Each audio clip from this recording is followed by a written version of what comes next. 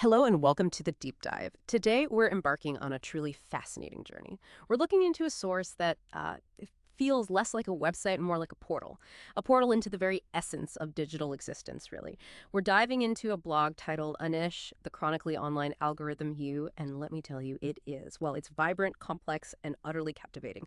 A real digital artifact. We've got a stack of its pages, its posts, even what feels like its internal thought processes laid out right here. And our mission, well, is to peel back these layers. We're going to focus on the intricate details, always keeping a positive outlook on the sheer creativity and curiosity on display. We'll explore the rich digital anthropology embedded within and really uncover the deep dive possibilities this unique online space offers. It's a remarkable collection, absolutely. And what an opportunity this is to explore a living document of digital culture. Like you said, this isn't just a simple website, it's a meticulously curated world.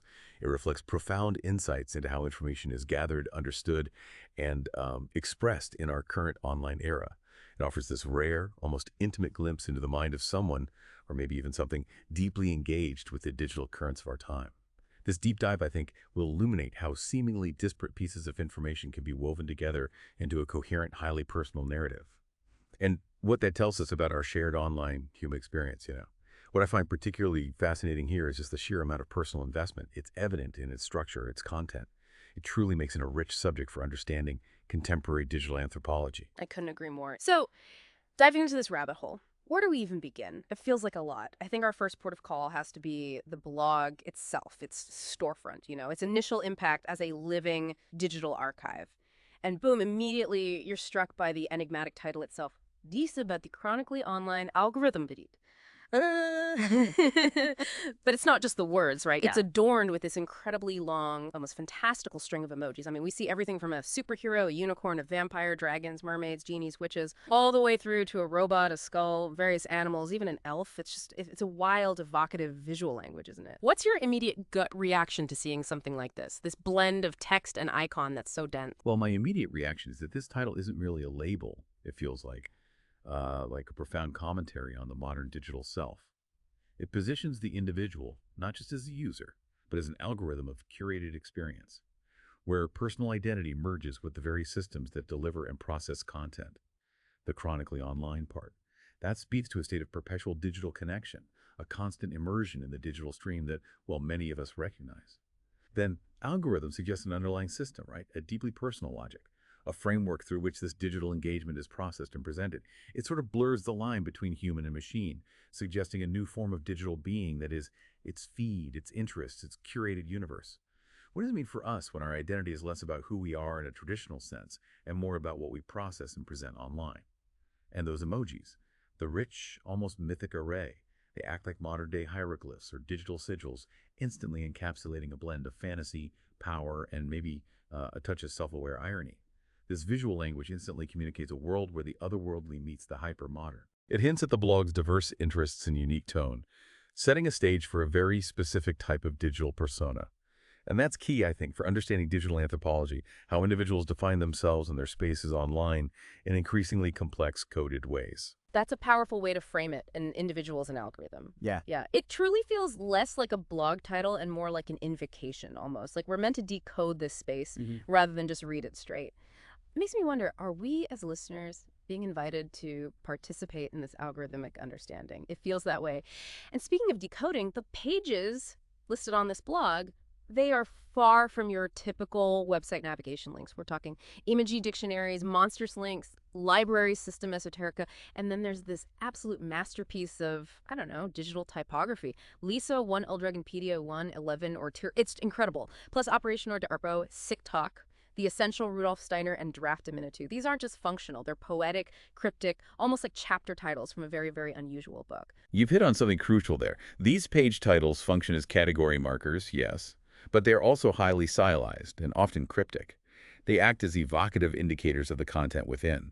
Take emoji dictionaries and TikTok. They immediately suggest a keen focus on contemporary digital language and platforms, right? Capturing the evolving lexicon of online communication and how we assign meaning to new forms of expression. Meanwhile, library system esoterica and that elaborate Dragonpedia title. They point to a deep dive into hidden knowledge, mythological frameworks, and perhaps even a highly personalized classification of such information. The intentional quirkiness of names like Operation Otarepo, which is a perfect palindrome. Huh, yeah, I noticed that. Right. It highlights a playful yet deeply intentional approach to digital architecture. It's almost as if the site itself is a puzzle or magical grimoire, designed to be explored rather than simply browsed. This highly personalized system of information retrieval and organization is a fascinating deviation from conventional databases. It really opens up these deep dive possibilities for understanding how individuals are reimagining and categorizing knowledge in our digital age. Moving beyond simple tags to create entire conceptual frameworks, it challenges our traditional understanding of what a library system can even be, placing personal interpretation right at its very core. It truly makes you wonder what kind of secrets an emoji dictionary holds beyond just simple definitions, or how one might actually navigate a monster's links. Could it be a personalized cipher? Maybe a form of digital grimoire designed to unlock deeper meanings for those who really dive in. This isn't just content, it's an experience, a whole system of knowledge waiting to be understood on its own terms. And here's where it gets really interesting when we think about the persona behind the posts. All the entries are consistently attributed to Crabtree. That name, it grounds the blog in a human presence, even while the title suggests an algorithm. But then we have this intriguing interaction with an LLM, a large language model. A user asks, "How are you?" and "What's the weather today?" And the LLM responds, and this is specific: "I do not have access to the government's weapons, including weather modification. To get the most up-to-date information, I recommend checking outside." Hmm. What do you make of that exchange? It's quite specific and honestly a little bizarre. Oh, it's an incredibly telling moment for our digital anthropology exploration, isn't it? The name Crabtree grounds the blog in a recognizable human presence, like you said, even as the title suggests an algorithm. This human-machine ambiguity is perfectly encapsulated and further explored in that LLM interaction. The LLM's surprisingly specific, quite humorous, denial regarding government's weapons, including weather modification. It does far more than just highlight AI limitations, that it can't access real-world, real-time data or confess to government secrets. What's truly fascinating is what it reveals about the human interacting with it, or perhaps the intended audience. It hints at the kinds of content or questions the blogger or the users of the blog might be interested in. Specifically, maybe a fascination with conspiracy theories or unconventional understandings of reality like weather manipulation. Right, that connection seems pretty clear. Exactly. This exchange blurs the line between human and artificial intelligence, showcasing a digital entity that is both personal and programmatic. It raises an important question. Is Crabtree the human curator, the carefully constructed persona, or is the algorithm itself taking on this identity, perhaps even learning to mimic human curiosities? This dialogue with the LLM is really a microcosm of our evolving relationship with AI, where our quest for information often brings our existing curiosities and even biases into the interaction. And the responses, sometimes literal to the point of absurdity, can reveal unexpected implications about our digital dialogue partners, and maybe even about our own assumptions. It's a fascinating look into the mind behind the machine, or perhaps the machine behind the mind, and the kinds of questions we're already bringing to these new intelligences, yeah? Now, from these initial striking impressions, we start to piece together a richer picture of the mind behind this blog. And nowhere is that mind more vividly laid out than in what it calls its intrastornado, a truly apt name, right? A vortex of digital curiosity. This section explicitly lists Michael's interests, and it really is a Rosetta Stone for understanding this digital mind. The breadth of inquiry here is just astounding. We see esotericism and spirituality, technology and futurism, culture and theories, creative pursuits, hermeticism, artificial intelligence, mythology, YouTube, tarot, AI, art, mystery schools, music production, the singularity, YouTube content creation, songwriting, futurism, flat earth, archivist, sci-fi, conspiracy theory, truth movement, simulation theory, holographic universe, alternate history, Jewish mysticism, Gnosticism, Google alphabet, moonshots, and algorithmicism, rhyme poetics. That is a lot to take in. And it feels incredibly deliberate, not random at all. It truly is deliberate. This list isn't just a random collection of hobbies. It's a direct, self-articulated map to the unique digital mind we're exploring here. It provides the essential thematic framework for all the blog's content and explains its incredibly eclectic mix of posts. The inclusion of archivist, for instance, isn't just a descriptor. It suggests a deep, intentional commitment to collecting, preserving, and organizing digital information, viewing it almost as a historical or anthropological pursuit. And then, algorithmicism, rhyme poetics. That speaks to a self-aware engagement with both information collection and the recognition of patterns, even in language. treating the very structure of digital information as a form of art or a system of meaning. It's a testament to the deep dive possibilities inherent in a single individual's online curiosity. It showcases this profound thirst for knowledge that just transcends traditional disciplinary boundaries. This isn't just a list of interests, it's a statement about a holistic worldview where all these elements feed into each other, creating a highly personalized digital curriculum that reflects a singular journey of discovery and meaning-making in the digital age.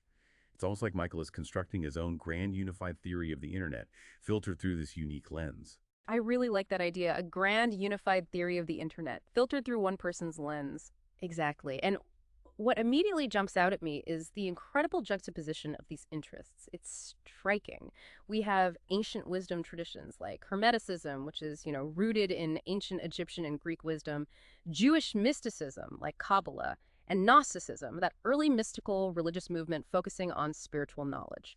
Sitting right alongside cutting-edge technological concepts, things like artificial intelligence, the singularity, simulation theory, holographic universe, and AR art. You even have Flat Earth listed next to Google Alphabet and moonshots. It's a remarkable blend that I think many might see as contradictory on the surface.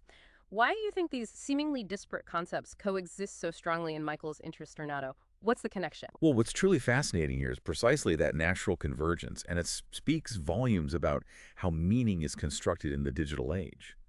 Ancient mystical traditions like Hermeticism and Gnosticism, they explore hidden truths and spiritual enlightenment, often through symbolic interpretation and secret knowledge, right? Mhm. This quest for alternative or deeper realities finds a striking modern parallel in the conspiracy theory truth movement. It's a shared desire, really, to look beyond surface appearances for an underlying, often hidden operating system of reality. Consider AI art, for instance. You could see it as a modern alchemical process transforming raw data into creative expression, much like ancient alchemists sought to transmute base metals into gold or perhaps ideas into spiritual truth. The blog actively seeks to draw connections between seemingly disparate concepts like flat earth theories, an alternative cosmology that questions established science, and modern scientific or philosophical ideas like simulation theory or the holographic universe, which also propose alternative, albeit technologically framed, structures of reality. So it's the questioning itself, the search for frameworks. Exactly. This isn't necessarily about endorsing one over the other, but rather a consistent pursuit of understanding reality beyond the mainstream, a deep drive to explore all possible frameworks. This blend reflects a profound aspect of contemporary digital anthropology. It shows how individuals synthesize vast amounts of information from across history and technology to construct personal, often unique frameworks of meaning and reality. It highlights a boundless curiosity that bridges the spiritual and the corporate, ancient wisdom and futuristic innovation, revealing a mind deeply engaged in finding profound, often surprising, interconnections. It's really a testament to the idea that in the online world, intellectual boundaries are far more permeable than in traditional academic settings. That's a powerful insight that the quest for an operating system of reality is consistent, whether it's sought in ancient texts or through cutting-edge simulations. Yeah. It points to a singular curiosity, a driving force to understand the fabric of existence, whether through mystical scrolls or lines of code. Diving deeper into this convergence, let's look at how esotericism and technology specifically intersect. The blog includes a truly detailed map of the esoteric and a magical systems list. It covers everything from ancient Mediterranean systems like Egyptian, Mesopotamian, Greco-Roman, Hermeticism, and Kabbalah, that system of Jewish mysticism, through medieval systems like grimoire and alchemy, to modern Western traditions such as Wicca and chaos magic. It even includes indigenous shamanic, Eastern traditions like Taoist and Tantra, African diaspora systems like Ifa and Voodoo, and various divinatory systems like tarot and astrology. It's extraordinarily comprehensive. It feels almost like a complete curriculum, really meticulously laid out. It is incredibly comprehensive. And this extensive cataloging of magical and esoteric systems is far more than just a simple list. It's a meticulously organized digital library of alternative knowledge frameworks. It demonstrates a profound interest in diverse ways of understanding the unseen world, from ancient rituals to modern spiritual practices. The sheer level of detail, the global reach, from Kabbalah to Taoist magic and voodoo, suggests a deep desire not just to know about them, but to learn, categorize, and potentially even apply these systems, much like a dedicated academic might approach a vast field of study. Like really engaging with them. Exactly. This commitment reinforces the blog's Library System Esoterica page and its dedication to uncovering hidden meanings and interconnectedness.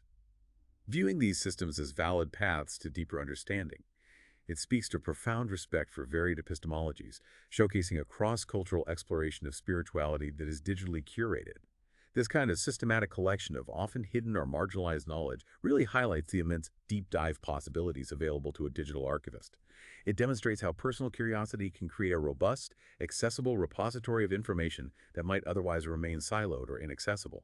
It's not just passive consumption, it's active intellectual engagement, building something new. It truly is. It's like a digital grimoire, compiled with meticulous care. And mirroring that meticulous approach to ancient wisdom, we have the AI Map Wiki. This outlines categories like artificial intelligence, machine learning, neural networks, AI in art and creativity, AI in healthcare, AI in business, AI in consciousness, robotics, singularity, transhumanism, future of technology, and AI ethics. The way these topics are laid out, it feels almost like another form of mythology being documented in real time. Exactly, that's a great way to put it. This AMAP reveals that technology, particularly artificial intelligence, is not just perceived as a mere tool, it's seen as a subject of profound philosophical inquiry, a new frontier of exploration. Concepts like AI and consciousness, the singularity, that theoretical point where technological growth becomes uncontrollable and irreversible, and transhumanism, the idea that humans can evolve beyond current limits. These are, in essence, modern mythologies. They explore the very nature of existence, evolution, and humanity's future in an increasingly technologically advanced world. And the inclusion of AI ethics is particularly telling, I think.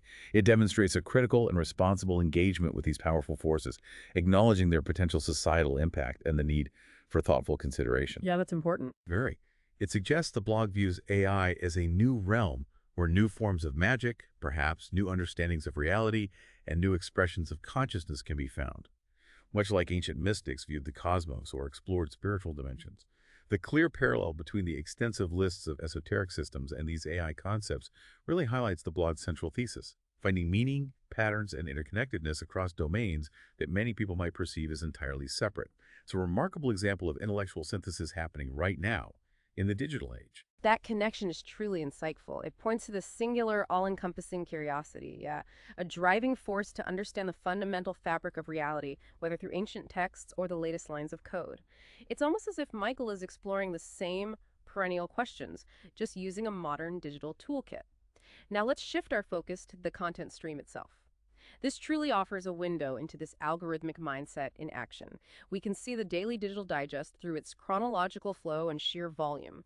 The posts are meticulously organized by day, Saturday, Friday, Thursday, Wednesday, and the number of entries is striking. For example, we see 19 posts on one Saturday, 12 on a Friday, and a remarkable 23 on a Thursday, just in August 2025 alone. That's an incredible output. For someone like me, and maybe for you listening, it feels like drinking from a fire hose sometimes. How do you, as an expert, begin to make sense of such a relentless stream? You're right, that volume is indeed striking, and it paints a vivid picture. This daily chronological organization vividly reflects the relentless pace of online information consumption and curation that defines the chronically online experience. It's not simply an archive, it's an active, dynamic stream of consciousness, a living, breathing feed. The sheer number of posts underscores a consistent and intense engagement with the digital world, a constant process of discovery, analysis, and sharing. This truly embodies the idea of being chronically online, but not passively. This is active curation. This daily rhythm provides a granular snapshot of the digital zeitgeist, but seen through the blog's unique perspective. It illustrates precisely how a vast and diverse amount of information is processed, interpreted, and presented over time. From a digital anthropology perspective, this highlights the dedication and enthusiasm involved in maintaining such a detailed and active digital presence. It showcases a profound commitment to personal knowledge curation in an age of information overload. It's like a personalized filter on the entire internet, constantly running. A personalized filter, indeed. And the topics themselves are a kaleidoscope of interest, just as we might expect from our look at the Interestornado. Let's break down some of the thematic categories we see in these posts, starting with true crime and deep state conspiracies. The blog features examples like Idaho 4, multiple attackers struck roommates simultaneously, not Brian. Uncovering the Vegas shooting lies P2, the multiple shooters theory, the worst cover-up in American history, the Jeffrey Epstein saga, exposing the dark truth about the Mackey Manor cult owner arrested, and before Jeffrey Epstein. The Finders. These titles alone indicate a clear pattern of inquiry, a certain kind of focus. Absolutely. These posts highlight a pronounced interest in questioning official narratives and exploring hidden truths. This directly aligns with the conspiracy theory truth movement interest we identified earlier in the interest Renato. Yeah. The selection of topics, ranging from local murder investigations with surprising twists, to major political scandals, to alleged cult activities. It demonstrates a deep dive into alternative explanations and critical scrutiny of mainstream reporting.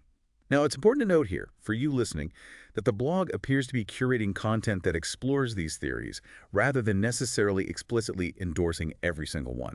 It reflects a widespread digital quest for deeper understanding and often a healthy skepticism towards conventional reporting. Right, it's about the exploration. Yeah. Exactly. From a digital anthropology perspective, this category observes the human search for agency and meaning in complex, often unsettling events. It's a testament to the persistent human drive to question, to connect dots, and to seek alternative answers, which the digital realm facilitates so readily. And viewed positively, it's an illustration of intellectual curiosity, even when directed at topics many might find uncomfortable. It showcases the freedom of inquiry the internet provides. Absolutely. It's a reflection of a certain kind of contemporary information seeking, that desire to dig beneath the surface. But it's not all serious, definitely not. There's also a significant stream of comedy, satire, and cultural commentary. We see posts like Matt Rife's most chaotic stand-up comedy moments, The Truth About Kill Tony's Newest Star, Grab M by the Sissy by Jimmy Dore, Nick Mullen on the Roganverse, The Collapse of Two Bears, One Cave is Crazy, and 14 Minutes of Nate Bargatze. These are very specific cultural touchstones, very current. They really are. And the integration of comedy and cultural commentary illustrates the multifaceted nature of online engagement. It's not all heavy stuff. Humor often serves as a critical lens for processing societal issues, and these posts reflect a keen appreciation for stand-up, podcasts, and online personalities that offer sharp, sometimes provocative observations. This category connects directly to the culture and theories interest from the interest Renato, showing how entertainment can also be a profound source of insight and a reflection of digital subcultures.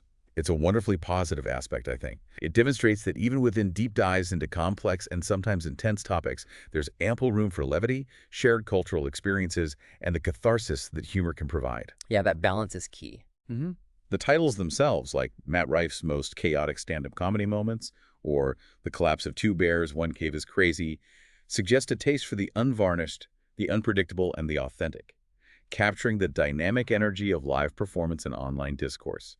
It's a reminder that even the most chronically online minds appreciate a good laugh and a sharp observation about the human condition. It's good to see that balance, that full spectrum of human experience being captured. It feels very real. And then we loop back inevitably to esoteric explorations and paranormal mysteries. Posts like Fault Lines or Gaze Find 3, The Sun is Acting Off, Real Footage Shows Alarming Activity, Akasha, Avatars of the Astral Worlds, The Spiral, The Moon, Saturn and the Serpent, The Secret Prison of Souls, Earth, Living Library, Debate, Can We Communicate with the Dead, and Flat Earth, The Cult of Pythagoras are prevalent.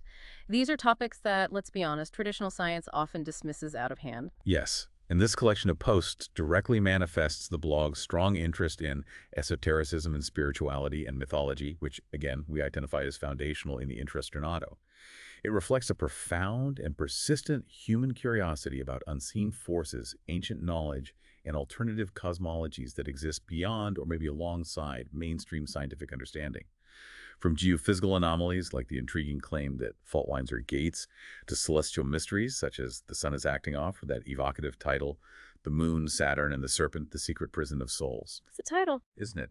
The blog delves into topics that challenge conventional scientific understanding, actively seeking deeper spiritual, mystical, or perhaps even extraterrestrial explanations. This continuous exploration of the unknown and the metaphysical is a core aspect of the digital anthropology presented here.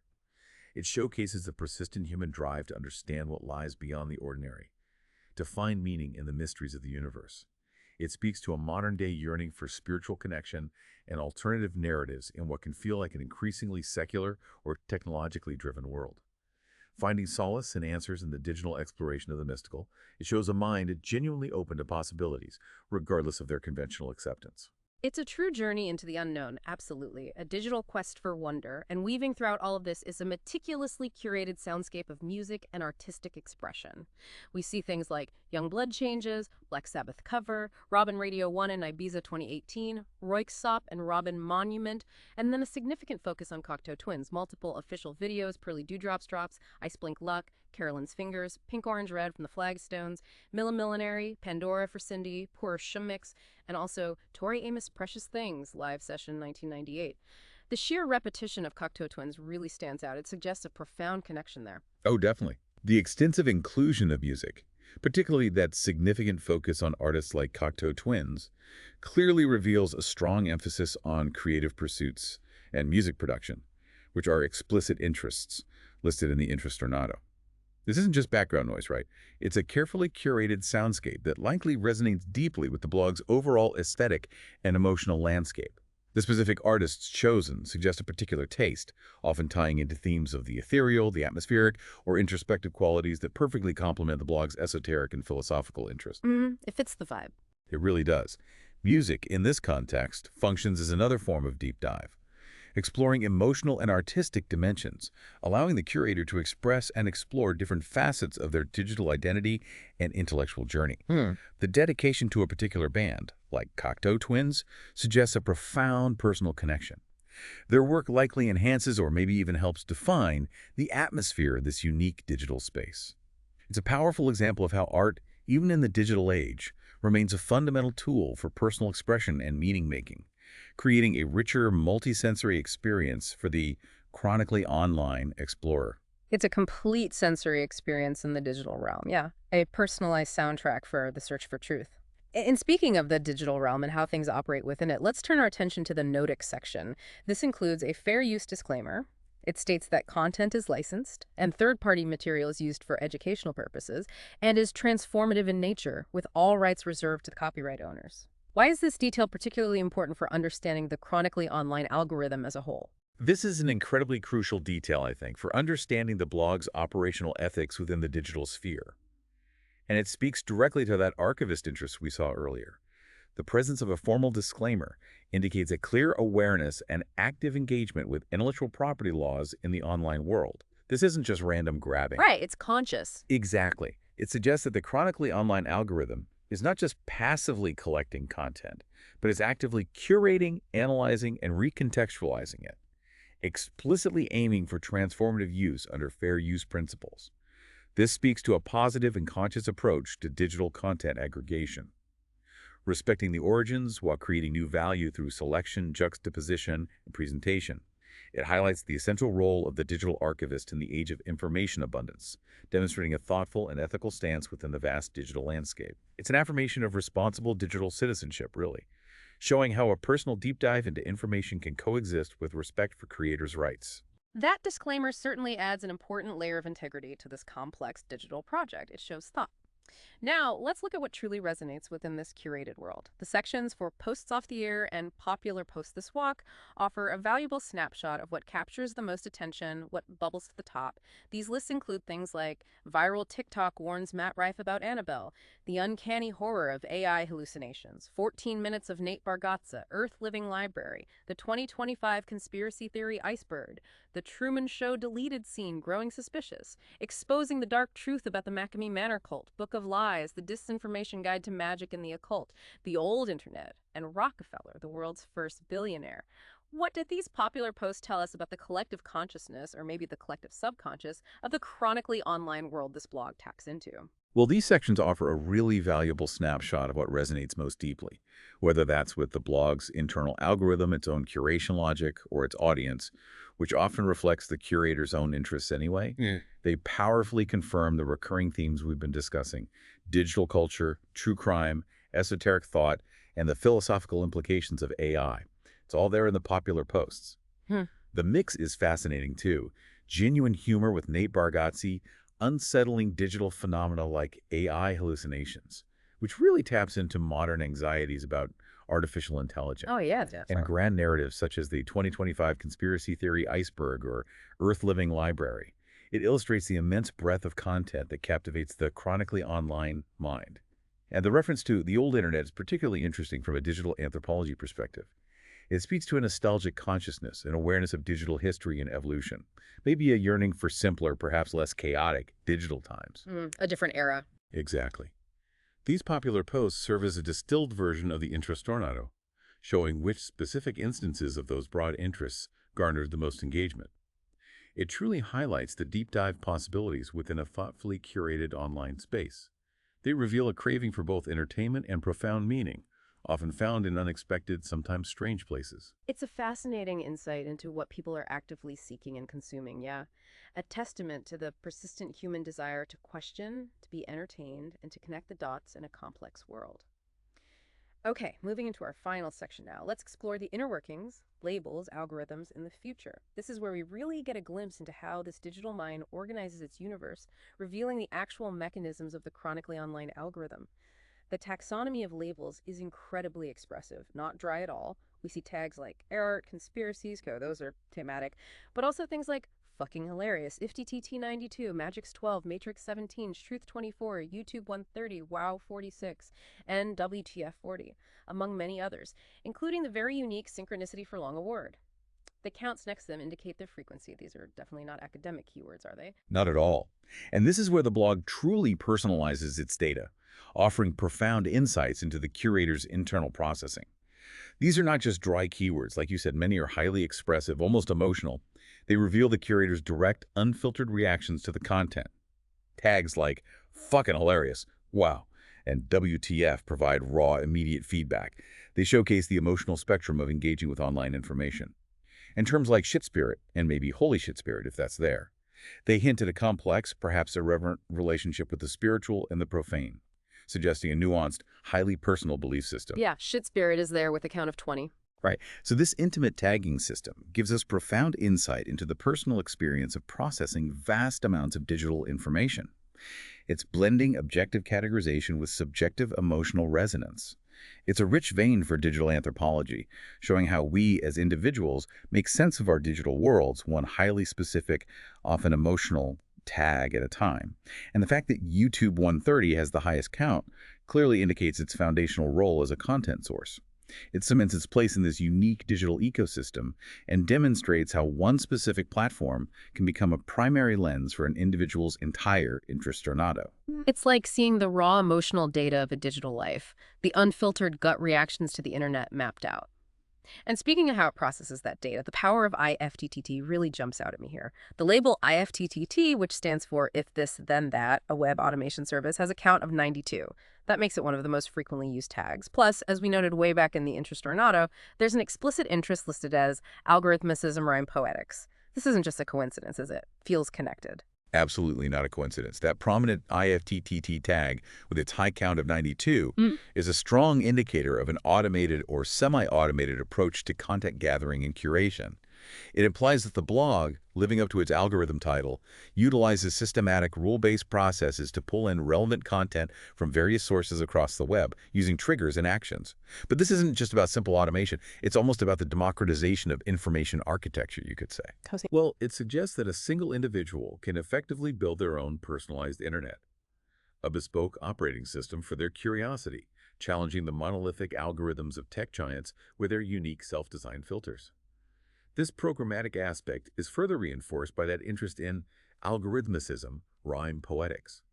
It suggests a view of algorithms as not just technical tools, but as a form of creative expression, even a kind of digital poetry where patterns and rules create something meaningful. This reveals a really sophisticated understanding of how digital information flows and how one can harness automated processes to feed a personalized Intrastornado. The very positive take, I think, on how individuals are leveraging technology to deepen their engagement and manage vast amounts of information. It opens up exciting deep dive possibilities in digital curation and personalized information management. That's a fascinating way to look at algorithms, not just as cold code, but as a form of digital art or personal expression, a way to sculpt your own digital reality. Yeah, I like that. Finally, let's revisit the human-AI interface to glimpse the future of information as seen through this blog. The LLM interaction we mentioned earlier with its response about not having access to government's weapons, including weather modification, is more than just a humorous aside, as we discussed. What deeper insights does it offer about our evolving relationship with artificial intelligence, especially in this context? Well, that brief dialogue, despite its apparent simplicity, is incredibly rich for our analysis of human AI interaction. It not only humorously defines the current limitations of AI, it can't access real-world, real-time data like weather, nor can it confess to government secrets. But it also subtly reveals the preoccupations of the human interacting with it. The explicit mention of weather modification points directly, as we noted, to the kind of conspiracy theory truth movement content found elsewhere in the blog. It highlights the existing biases, curiosities, and specific frameworks of belief that humans bring to their interactions with AI. It's a powerful moment where human curiosity about hidden truths confronts the programmed boundaries of AI, creating this fascinating vignette of our evolving digital relationship. This raises an important question for all of us, for you listening too. What does this tell us about the future of information seeking, where we might increasingly turn to AI for answers, but still bring our own existing frameworks of belief and skepticism to the interaction? It suggests that our personal algorithms, our ways of thinking, will profoundly influence the questions we pose and perhaps the answers we find or accept.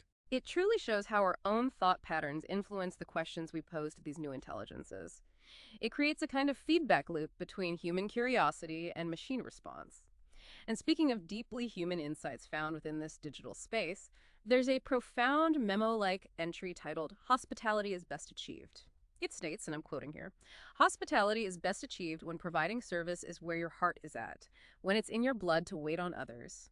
That's what will make the autotronic entities encapsulating our workforce stand off stronger and longer than mostly every other occupation. Now, the more menial, mechanical, technical service with a smile jobs will be eaten alive almost immediately. Here we have why those with souls of servers also don't maintain those positions." Wow, that is such a human observation to find amidst all this technology and esoteric stuff. Isn't it just? This profound observation offers a deeply humanistic perspective on the technology and futurism and singularity interests we saw earlier. It directly contrasts with the more mechanistic view of algorithms we were just discussing. It's a powerful and, I think, quite positive statement about the enduring value of human empathy, genuine connection, and, well, soul, as the writer puts it, in an increasingly automated world.